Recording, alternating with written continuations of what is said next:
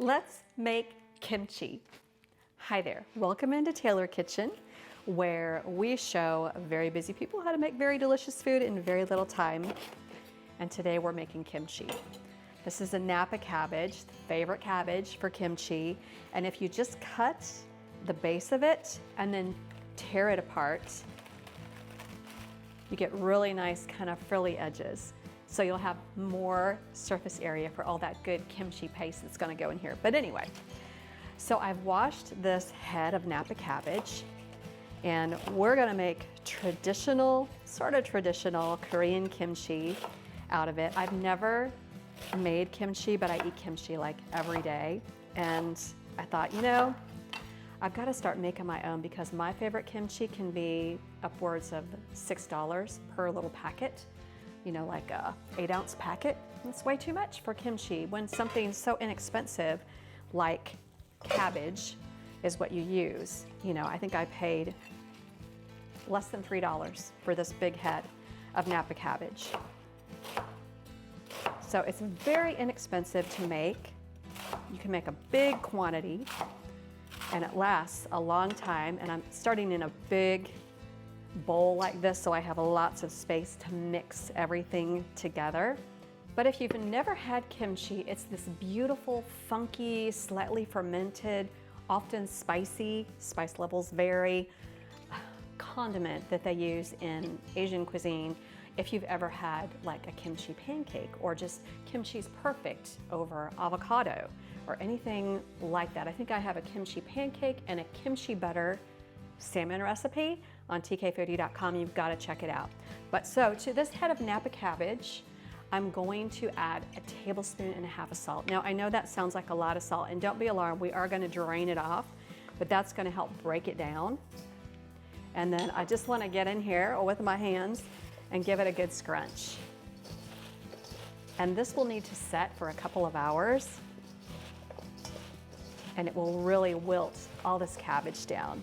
I'm excited about this because making your own kimchi is easy and so less expensive than when you buy it in the store. And I absolutely love it. And you can really tone down the heat if you don't want spicy kimchi.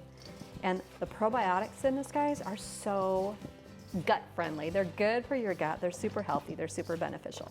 So that's really good. I'm gonna wash my hands. We're gonna let this set for 2 hours while I work on the paste. The paste is really easy because you make it in a food processor, and all I'm going to need is a half of an apple. And you know, when you use a food processor, you really just need to chunk things up just a tiny bit, just to make it easier for the food processor to do its job. Those go in, and then I'm gonna need half of an onion. And that goes in. And this is what makes it distinctly kimchi is gochugaru. Gochugaru are red pepper flakes. You can see here, just the color is phenomenal. And you're gonna use a 1/4 cup if you want the full spiced version. Cut back if you don't. It also gives it that beautiful color, you know, that reddish, burnished, pinkish color that kimchi has, like really good kimchi has. And it's kind of funny because I had to order this, and I order my spices from Spiceway quite frequently. And I had Aleppo pepper. I love Aleppo pepper, and I keep it on hand all the time. And I asked ChatGPT, hey, can I substitute Aleppo pepper for gochugaru? I also love gochujang. And it said, well, maybe, but if you can wait, I would wait and get some gochugaru. So I'm like, okay, point taken. So I just ordered it and had it in a couple of days. So we have gochugaru, folks.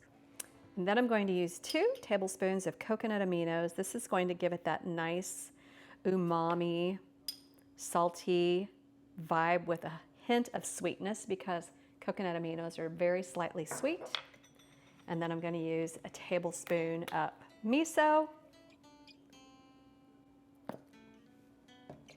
This is red miso, but you can use white or red. The red's just gonna lend to the color. Then I'm gonna use just a little bit of vegetable broth to help bring it all together. I can add more if I need to, but I'm thinking a 1/4 cup should do me. And then we're just gonna blitz all this up. This paste smells amazing. Smells so, so, so good. And you can see the color is just that deep, deep red. It's gonna go through all that cabbage and make it so delicious. And then there's only one other ingredient I need to add, is a carrot. And I'm gonna grate my carrot. You can cut it into matchsticks if you want, but grating it's quicker and easier. And these are organic carrots, so I don't peel them. I just wash them very well, give them a good grate. Now, if you wanted to add some scallion/spring onion to this, that's kind of traditional. I just didn't have any on hand, and I like to go with what I have on hand.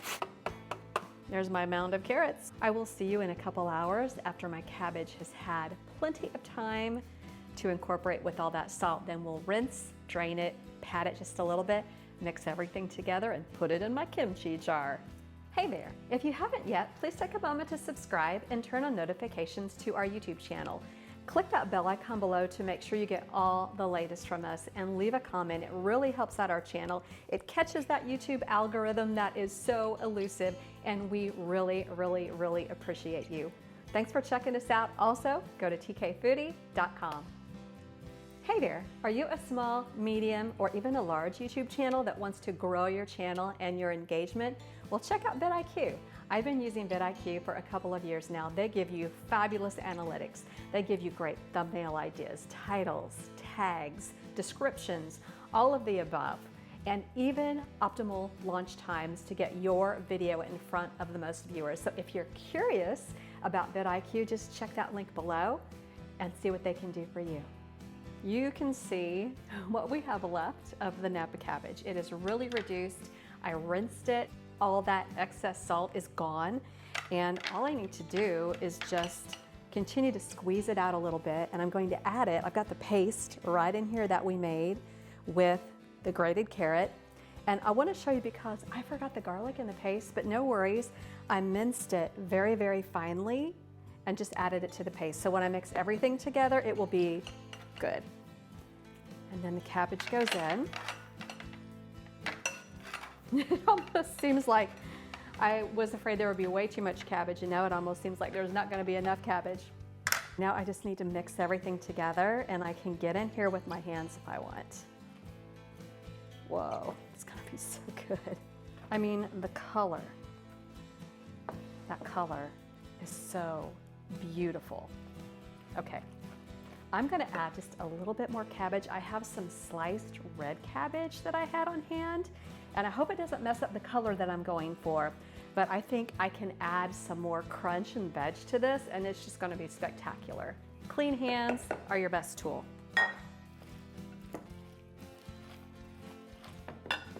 Then we need to put it into our kimchi jar, and I wanted to make sure I had something big enough because the fermentation is going to form. You're going to get some good carbonation in there.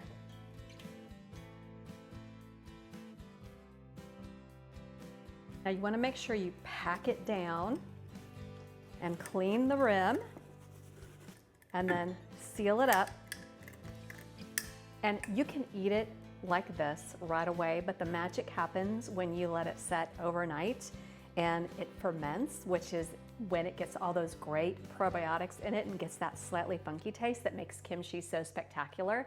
And then you can have it tomorrow, or if you want it to be even funkier, you can let it sit out for a couple of days. But after tonight, I will probably put it in my fridge tomorrow, and really excited to taste that. But I've got a little bit left here. Let's just give it a taste. Oh my word. Wow. The flavor is so good. I taste that umami, slight salty sweetness from the coconut aminos, and then that goju-garu is spectacular. I'm glad I waited to get the goju-garu and didn't use my Aleppo pepper because it almost has a smoky, funky taste to it as well, and it's not super, super spicy. So it's just very, very delightful. So here, folks, is your kimchi. Kimchi is good on sandwiches. It is good with avocado toast with kimchi. It's great on eggs. Make kimchi pancakes. I have that recipe on tkfoodie.com, or check out my kimchi butter salmon, which is so good. That recipe's on tkfoodie.com too. And I think this is superlative to my favorite brand that I've been buying for years and paying $6 a package for. Check out the super easy recipe. It's on tkfoodie.com.